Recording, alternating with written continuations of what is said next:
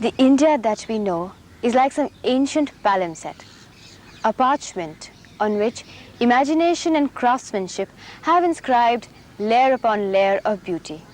And yet, no one layer has completely hidden or erased what was written earlier. Together, these layers spell a complex message, a message which speaks to each one of us. When we look at examples of Indian architecture or craftsmanship, there is so often that sense of recognition, of having seen it before. Sometimes there is that delight of discovery, as if a door is opening before us and it invites us to explore a new theme, a new era. Yet, the past is ever with us, and all that we are and that we have comes from the past. And not to understand it and feel it as something living within us is not to understand the present. Even Nehru, who was so eager to make India into a modern country, understood that the future must grow out of the past. To understand what I'm trying to say, just contemplate your experience when you viewed examples of great Indian architecture. We realized that they were great precisely because they had that quality of Indianness, combining something of the old as well as the freshness of the new. Delhi is familiar to all Indians, not just to those who live there. And the center of Delhi is the spacious capital, which was named New Delhi in 1912. This was the only city that the British built completely. Every house, every road, even every tree in it was planned.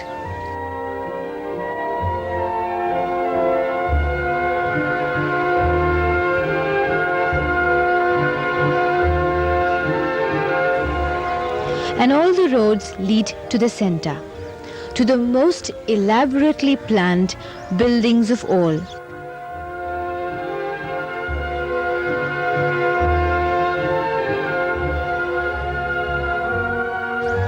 The two secretariats and the Rashtrapati Bhavan. Buildings which are so much a part of Delhi, part of India, that it is difficult to realize that 70 years ago they were not there, that the landscape here was barren rocks, stunted kikars and small settlements.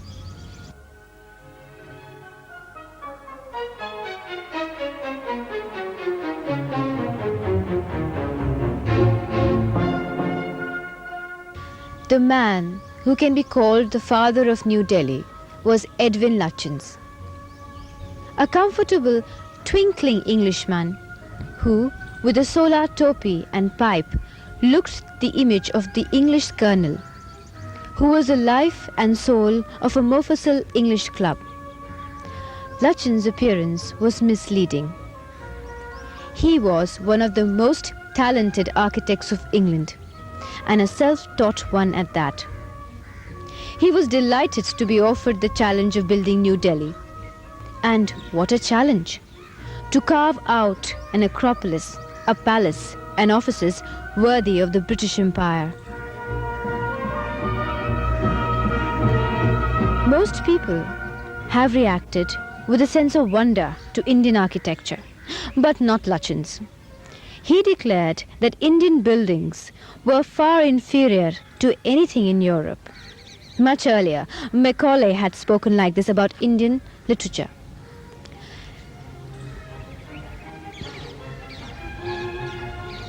Left to himself, Lutyens would have built a palace in the style of Renaissance Rome, which he admired greatly.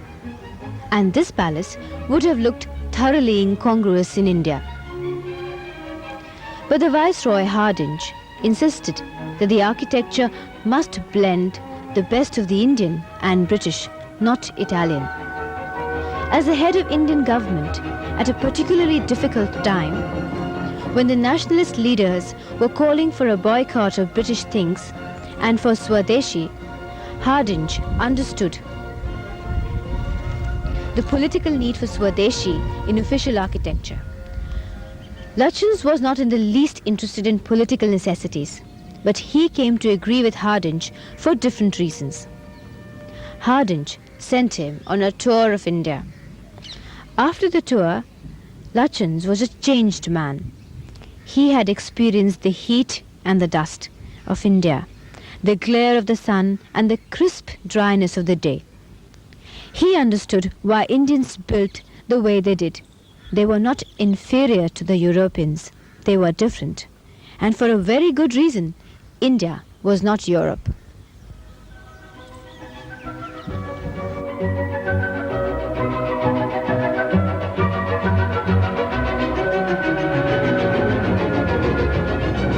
And he realized what he had to build. Something that conveyed the majesty and power of British imperialism, but not something that was heavy and oppressive. The Rajputs had again and again shown how a strong fortress could look very beautiful, look even light and fragile.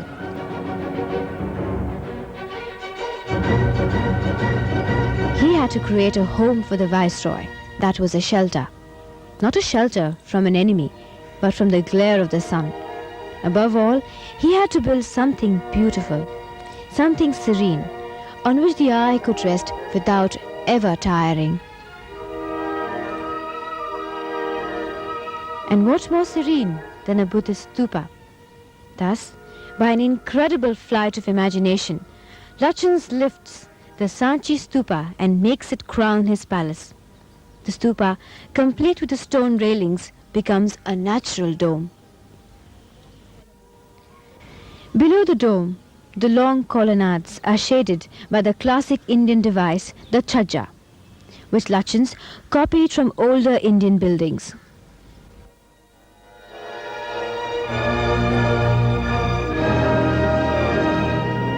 The echoes of the Mughal architecture are everywhere. The Rubab sandstone, as in Shah Jahanabad and Fatehpur Sikri, and also the fascination for water, which was natural for a people coming from cooler climates and trying to acclimatize themselves to the parched dryness of northern Indian plains.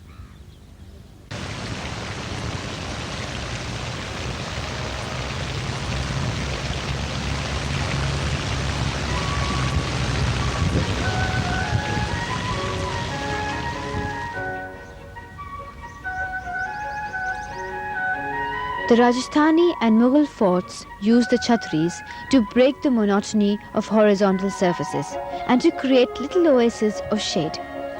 They find their way onto the secretariats, designed by Baker, who was Lutyens' associate.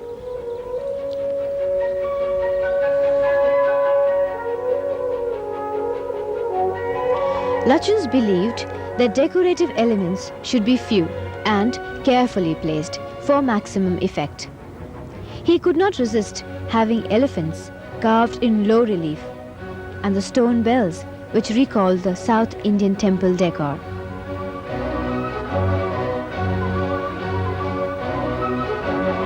And perhaps the surest indication that India had conquered him is seen in the design of the columns. Not Greek or Roman, but what he called the Delhi order, derived from the column supporting the 4 lions of Ashoka at Sarnath.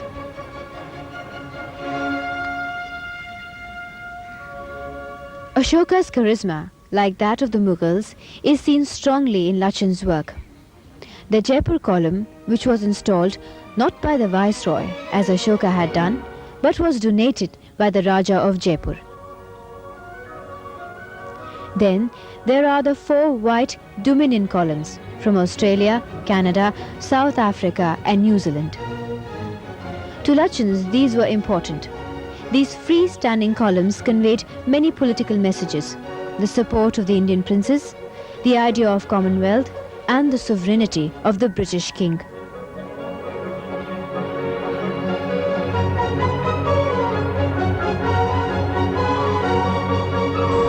Lutyens believed that there were 2 ways to build. Either to parade a building in a fancy dress, mixing dates and styles, or to build as an Englishman dressed for the weather. He built as an Englishman dressed for the weather, conscious only that his tailor was Indian. These chhajjas are Indian in character, have a purely utilitarian value. They protect the interiors from rain and from that terrible violence of Indian sunlight.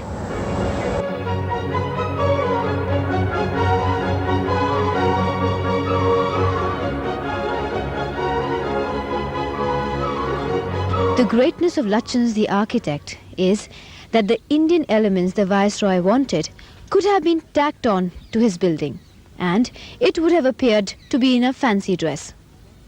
But Lutyens blended the Indian details into his overall design and made it an organic whole, a synthesis of the British and Indian in the best tradition of all Indian architecture.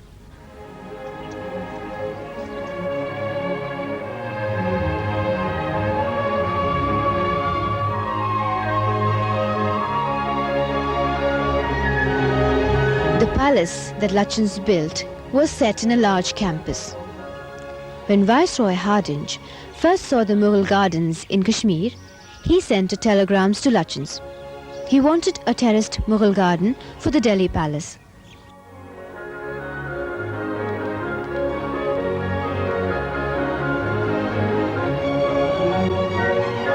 Lutyens obeyed, but his great love for the English flowers led him to design a terraced garden, which in February looks a joyous replica of the country house gardens that Lutyens had earlier designed in England.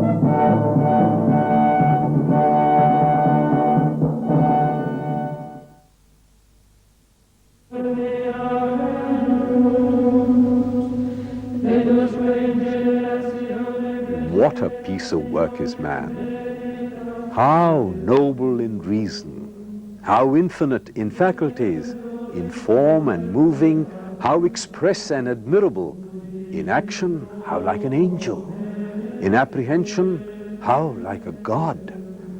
The beauty of the world, the paragon of animals. And yet to me, what is this quintessence of dust? These words were written nearly 400 years ago by a man living in a culture completely different from our own. And yet we are able to read them today and relate to them in the light of our own experiences. Shakespeare's Hamlet, as indeed many other texts of the literature of that period, is still studied in our universities and acted on our stages, and every year thousands of students grapple with trying to find meaning in them. Why do we study Shakespeare, or for that matter, any literature from any culture apart from our own? What can we gain from such a study?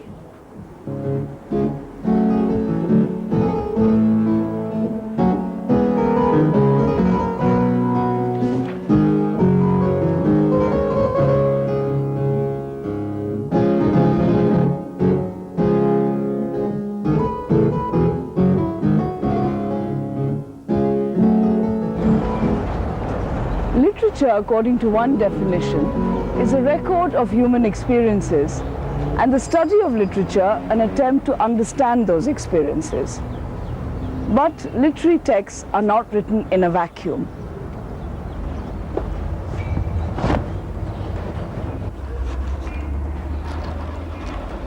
They are written by men and women living in particular societies at particular periods of time, and surrounded by all the cultural, intellectual, and material realities of that time. So literature offers us a certain perspective of social history, and is at the same time a product of that social history. Literary texts construct history for us and are also a construct of social history.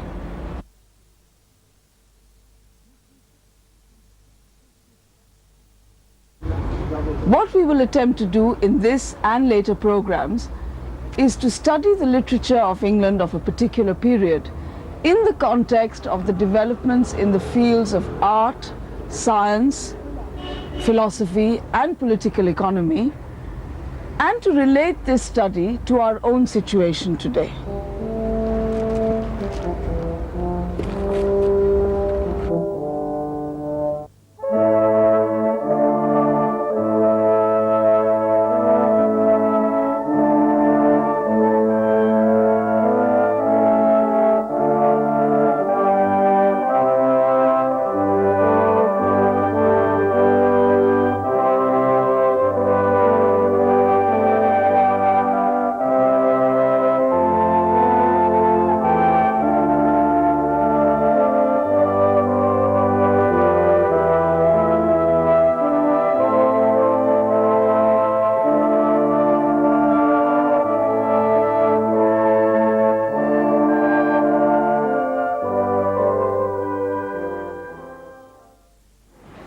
But to go back to the Hamlet quote, "What a piece of work is man, how noble in reason, how infinite in faculties," these words epitomize the glorification of man during the English Renaissance.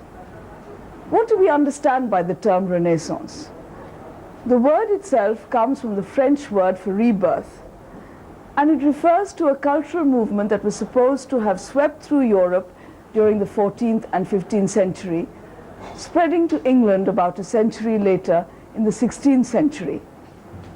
Traditionally, the Renaissance is thought to have been a time of great cultural and intellectual reawakening, a revival of interest in classical art and literature of Greece and Rome, and a decisive break with the Dark Ages, or what has been called the Dark Ages. In fact, we will find that this view of the Renaissance is one that we have inherited from the Renaissance itself. If then we are to call any age golden, it is beyond doubt that age which brings forth golden talents in different places. That such is true of this our age, he who wishes to consider the illustrious discoveries of this century will hardly doubt. For this century, like a golden age, has restored to light the liberal arts, which were almost extinct, grammar, poetry, rhetoric, paintings, sculpture, architecture, music, the ancient singing of songs, the Orphic lyre. The Renaissance was probably the first epoch in history to have this notion of historical awareness. It looked at the past, which began with the civilizations of classical antiquity, which it saw as periods of great achievement, following which then came what they called the barbarian invasions and the destructions of these civilizations of antiquity, and what the Renaissance described then as an age of darkness. Then comes the period of the Renaissance, where you have a revival of all the arts and sciences which flourish in antiquity. And in our thinking today, I think we have inherited this schema of transition from darkness back to light and to a golden age. In fact, however, the Renaissance revival of the sciences of antiquity, of humanism, was far from being just a blind imitation. It was really a fusion of Christian ideas from the medieval age and the Renaissance interpretation of some of the ideas of Plato and Aristotle. And in fact, a lot of the cultural ferment which finds full flowering at this time is something which had been germinating over more than a century during the later Middle Ages. Generally, the Renaissance dated to or started or is viewed to have been started in 1453, the date of the fall of Constantinople. And it is said that immediately after that, the event was of such consequence that scholars and artists and men of letters, they fled from their city and found refuge in the neighboring townships of Italy and France. And then there starts the Renaissance, the reawakening, the new birth of the European civilization. But it may appear to be an oversimplification, and this may not bring to one's mind the true picture of the Renaissance, because Renaissance as a temper, as a state of mind, as a mode of expression and thought, it began much earlier, and to date it to 1453 would be a very simplistic view of the whole thing. If you look at the map of Europe, very close to Italy, France and England, you have Spain, Moorish Spain, where a very great Arab civilization flourished right from the 8th century. This civilization is characterized by its explorations, its large-scale translation activities of Greek and Latin texts into Arabic. The debt of the Arabs in reviving the classical learning is acknowledged by Rabelais, who painted his school of Athens in the 15th century. At the center are the two great giants, Aristotle and Plato, and here is Avicenna, one of the most promising Arab scientists. In other words, there was not such a decisive break with the past as has been earlier imagined.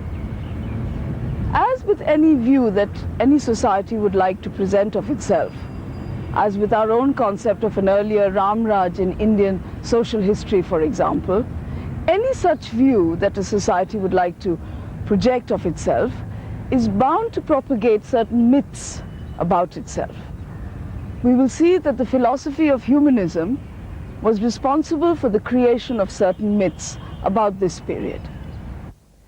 The humanists themselves are largely responsible for the myth that the classical period was the zenith of human civilization and the medieval period was one of unrelieved darkness and gloom. It is believed to have been Petrarch who was the first to have conceived of the notion of the 1,000 years separating late antiquity from his own period as a period in which literary culture and public virtue had become extinct. What was therefore implied was that a revival of culture could only take place with a revival of interest in classical studies, and this was something that the humanists were attempting for the first time. However, any examination of the medieval period does not bear out Petrarch's observation. The classical sciences were available to many medieval institutions, and the cultural achievements of medieval Europe were really based on the availability of this knowledge. If you look at the Gothic cathedral, these could not have been constructed without a very specialized technical knowledge of geometry. The plans were laid out in extreme detail, and it points to the availability of classical science and an awareness of its importance. Classical learning, far from being extinct during the medieval period, had in fact permeated medieval thought in many ways. There had been two earlier revivals of classical antiquity during the medieval period, one during the late 8th and early 9th century, and one during the 12th century. The texts of the classics that the humanists studied had often been preserved by medieval scholars. The humanists themselves can be seen as descendants of the 12th century dictators, the teachers of practical rhetoric. Hence, the notion that humanism was responsible for a sudden and abrupt revival of interest in classical studies is a notion that we can no longer hold.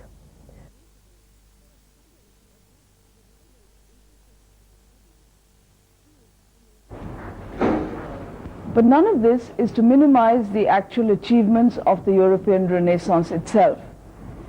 This certainly was a time of great discovery and exploration, and great achievements in the world of art, science, philosophy, and of course political economy.